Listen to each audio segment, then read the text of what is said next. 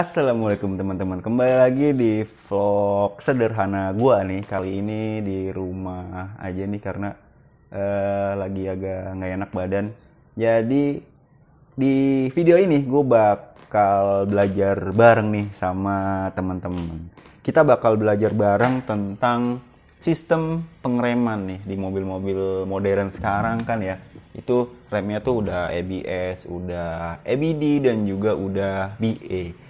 Mungkin teman-teman ada yang udah tahu gitu ya, tapi mungkin ada juga yang belum tahu tuh fungsi dari fitur rem tersebut teman-teman.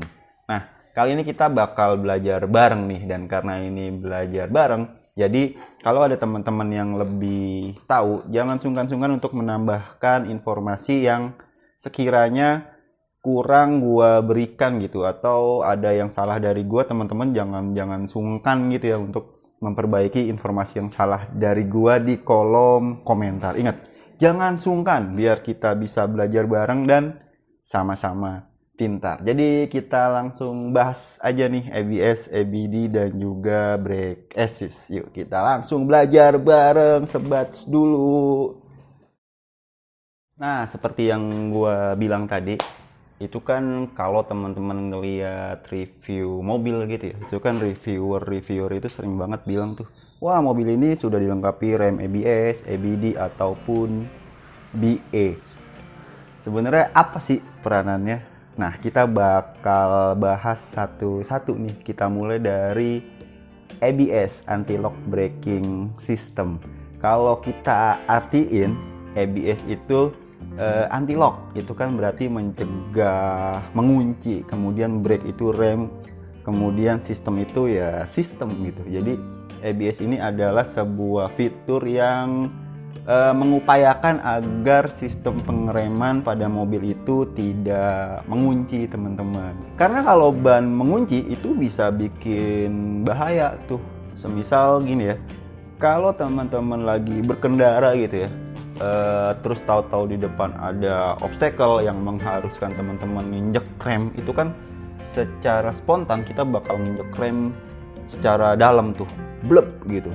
Kalau mobil teman-teman tidak dilengkapi dengan anti-lock braking system, itu ban akan berhenti itu, yang tadinya muter tahu berhenti gitu. Sementara si mobil ini masih punya daya dorong. Akhirnya adalah kecepatan roda tidak sama dengan kecepatan mobil nih. Mobilnya masih nyelonong, bannya diem nih, nggak muter.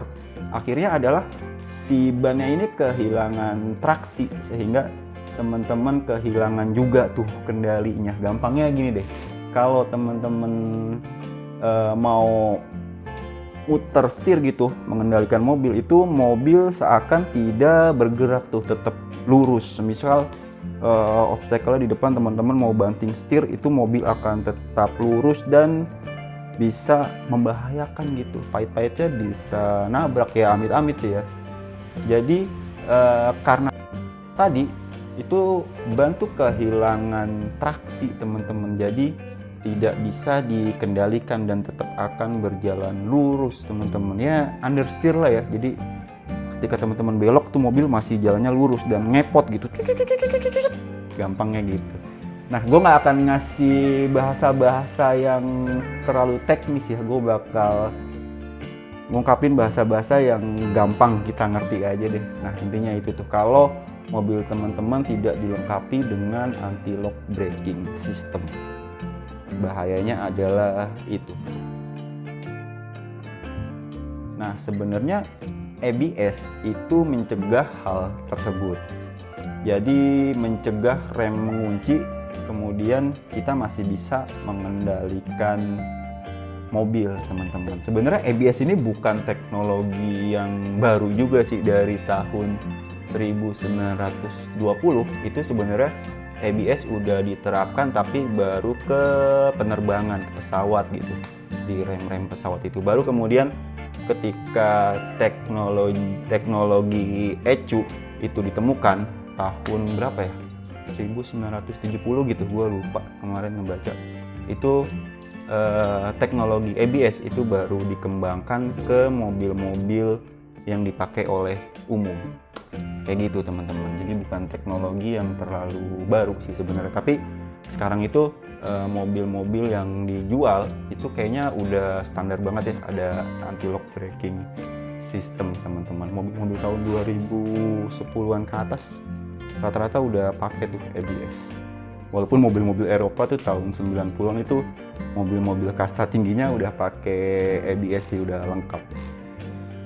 Gitu, itu ABS ya, pada intinya mencegah rem mengunci, sesuai namanya lah, anti-lock braking system teman-teman. Cara kerjanya adalah ABS itu punya sensor kecepatan di masing-masing roda. Jadi sensor tersebut memantau kecepatan dari roda, kemudian dia ada ECU yang si sensor ini ngasih input ke ECU, kemudian ECU memerintahkan sistem remnya untuk bekerja tuh. Artinya dia bakal ngeremnya tuh semana perlunya agar mencegah ban ngelok teman-teman. Intinya itu tuh ABS. Cara kerjanya simpelnya kayak gitu, gue nggak akan ngasih penjelasan terlalu teknis. Nah, mobil teman-teman udah ada ABS-nya belum?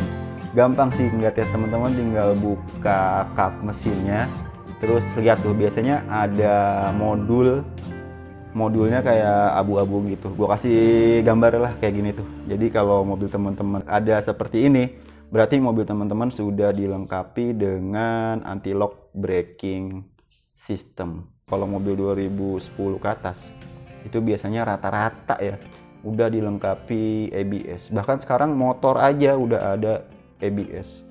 Seberapa penting? Penting banget sih menurut gua kalau teman-teman dalam keadaan darurat dan skill mengemudi teman-teman itu belum terlalu baik, ABS itu sangat membantu.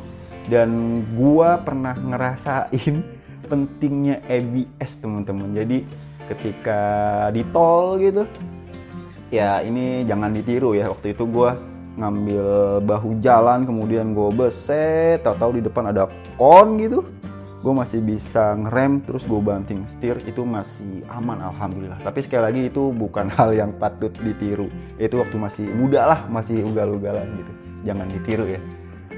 Intinya gitu, penting banget sih ABS ini untuk keselamatan kita di jalan. Jadi rem tuh nggak ngunci dan ban tidak kehilangan traksi ke permukaan jalan, sehingga teman-teman masih bisa mengarahkan kendaraan ke space yang aman untuk menghindari obstacle yang teman-teman ingin hindari.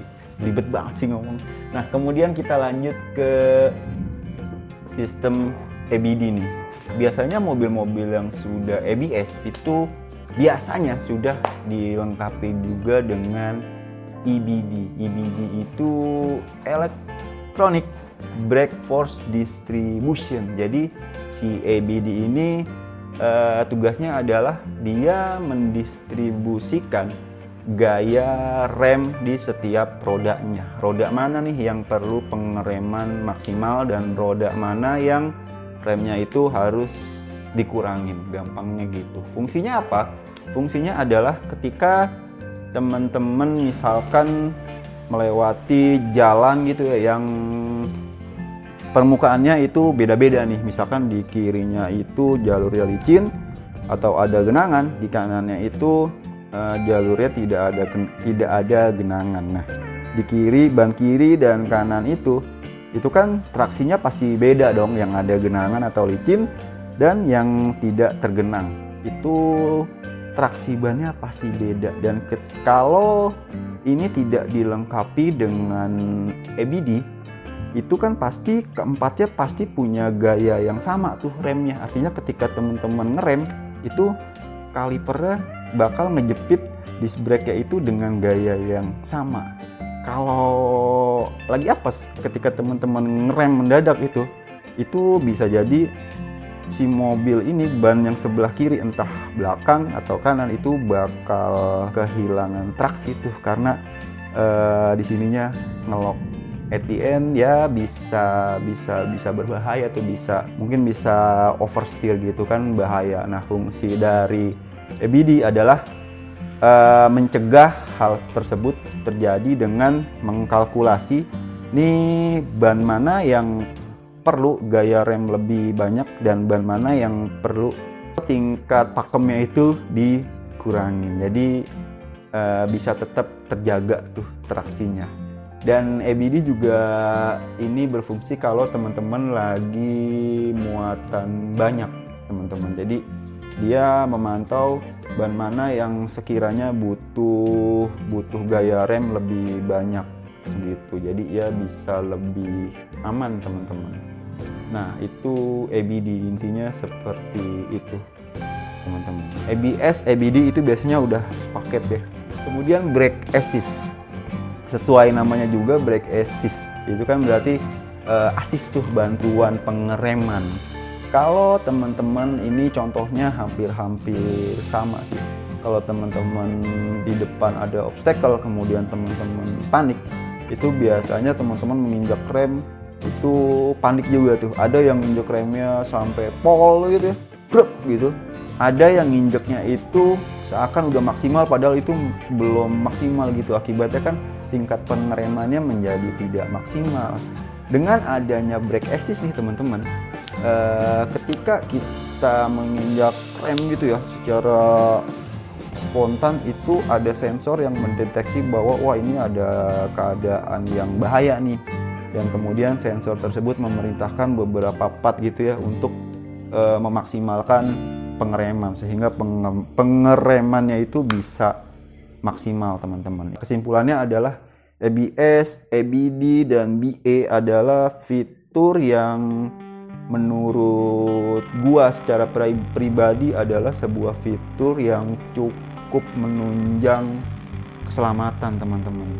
Artinya fitur-fitur tersebut menurut gua sih untuk di zaman sekarang ya itu cukup wajib sih ada di sebuah kendaraan untuk menunjang keselamatannya gitu. Nah, terus gimana nih kalau mobil teman-teman belum dilengkapi dengan ABS? Sebenarnya kalau menurut pengalaman gua ya, nih sorry kalau ada yang lebih berpengalaman, tapi ini sekedar share aja. Dulu tuh sering banget gitu waktu masih kerja di luar kota, gua lewat Cipularang gitu ya.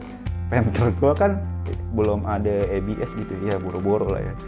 Itu sering banget malam gitu di depan, misalkan gue di lajur kanan sebenarnya nggak kenceng sih, lari cepet atau cepet 10 gitu. Itu kan Cipularang waktu itu tuh gelap gitu ya.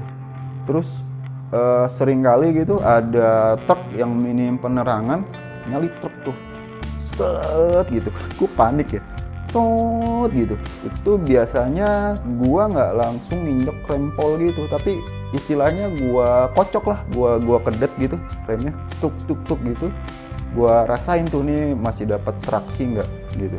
Istilahnya kayak di pumping gitu lah remnya, kayak sambil lu rasain gitu. Kalau sekiranya udah bannya udah mau ngelok itu lepas lagi gitu. Jadi ada kemungkinan lu masih bisa mengontrol mobil lu gitu. Misalkan lu mau belokin ke kiri untuk menghindari obstacle-nya, lu masih bisa, teman-teman. Ya istilahnya ABS analog lah, ABS masih manual dari diri sendiri gitu. Tapi ya ABS itu penting banget sih intinya. Kalau rem teman-teman udah ABS gitu, teman-teman bisa langsung injek kayak tuh remnya pol.